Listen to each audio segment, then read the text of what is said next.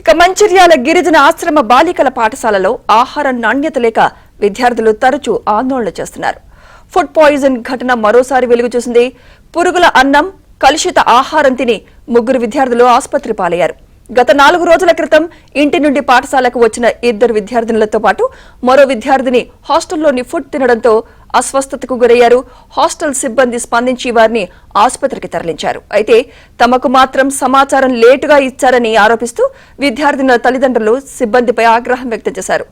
6వ తరగతి చదువుతున్న రేవతి అనే విద్యార్థిని ఆరోగ్య పరిస్థితి విషమంగా ఉందని తెలిపారు.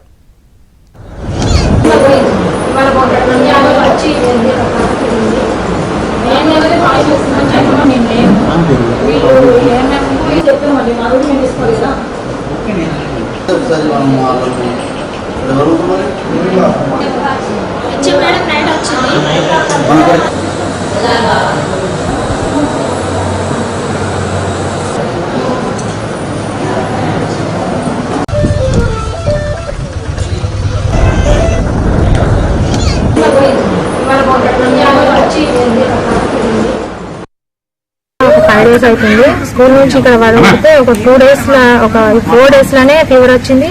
ఆ ఫీవర్ వచ్చిన తర్వాత వీళ్ళు స్కూల్ సిబ్బంది ఎవ్వరు స్పందించలేదు, కనీసం ఫోన్ కాల్ కూడా చేయలేదు. ఇంత సీరియస్ అయ్యే వరకు అసలు మాకు ఎలాంటి ఇన్ఫర్మేషన్ కూడా హెచ్ఎం కానీ వార్డెన్ కానీ ఏఎంఎం కానీ ఇన్ఫర్మేషన్ లేదు. ఏం సీరియస్ లేదు, అసలు మంచిగా ఉండదు అనుకోండి. ఇక్కడికి వచ్చేసరికి తెలిసింది బాగా సీరియస్ అయింది, మొత్తం కింద పడిపోయింది. బండి మీద నుంచి ఇంటికి తీసుకొచ్చేదాకా వామిటింగ్స్ అయినాయి. అట మళ్ళీ హాస్పిటల్కి వచ్చేదాకా కూడా వామిటింగ్స్ అయినాయి. ఈ ఫుడ్ మంచిగా లేదు మమ్మీ, పురుగులు వస్తున్నాయి, అంత కక్కొస్తుంది తింటనే అని చెప్పి మా పిల్లలు అడిగారు. 3 రోజుల నుంచి ఫుడ్ లేదు, ఏం లేదు, నీళ్ళు లేదు, ఏం లేవు. హాస్పిటల్ తీసుకుపోయిందట అని మాకు చెప్పలేదు. ఆమె పెద్ద మేడం ఏమన్నది 2 days అయితే బాగా సీరియస్ అయింది, 2 రోజులలో చనిపోయే పాపని తీసుకొచ్చింది కదా మేడం అని చెప్తుంది పెద్ద మేడం. 2 నెలల వరకు చనిపోతుంది కదా, ఇప్పుడు ఇంత సీరియస్ అయినాక తీసుకొచ్చినట్టు. మంచిర్యాల గిరిజన ఆశ్రమ బాలికల పాఠశాలలో ఆహార నాణ్యత లేక విద్యార్థులు తరచూ ఆందోళన చేస్తున్నారు. ఫుడ్ పాయిజన్ ఘటన మరోసారి వెలుగు చూసింది. పురుగుల అన్నం, కలుషిత ఆహారం తిని 3 విద్యార్థులు ఆసుపత్రి పాలయ్యారు. గత 4 రోజుల క్రితం ఇంటి నుండి పాఠశాలకు వచ్చిన 2 విద్యార్థినులతో పాటు మరో విద్యార్థిని హాస్టల్లోని ఫుడ్ తినడంతో అస్వస్థతకు గురయ్యారు.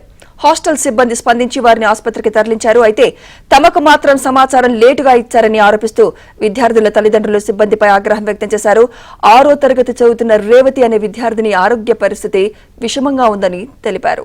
ఇదే అంశంపై మరింత సమాచారం మా ప్రతినిధి మాంతయ్య అందిస్తారు. మాంతయ్య. సుమిత్ర, ఈ ఘటనపై అధికారులు విచారణకు ఆదేశించారు. తరచూ ఇట్లాంటి ఘటన జరగడం పట్ల కలెక్టర్ కూడా సీరియస్ అయ్యారు. అయితే ఫుడ్ పాయిజన్ ఘటన లేకుంటే ఇతర డిసీజ్ వల్ల ఇట్లా జరిగిందా అన్న కోణంలో అధికారుల దర్యాప్తు కొనసాగుతుంది. అయితే ఇప్పటికే సీజనల్ వ్యాధులు ప్రారంభం కావడం, వర్షాకాలం కావడంతో ఇలాంటి ఘటన జరగడం వల్ల గతంలో కూడా విద్యార్థులు అస్వస్థకు గురైన సందర్భాలు అనేక ఉన్నాయి.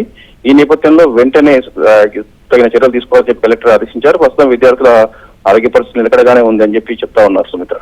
Right, thank you Manthaiah.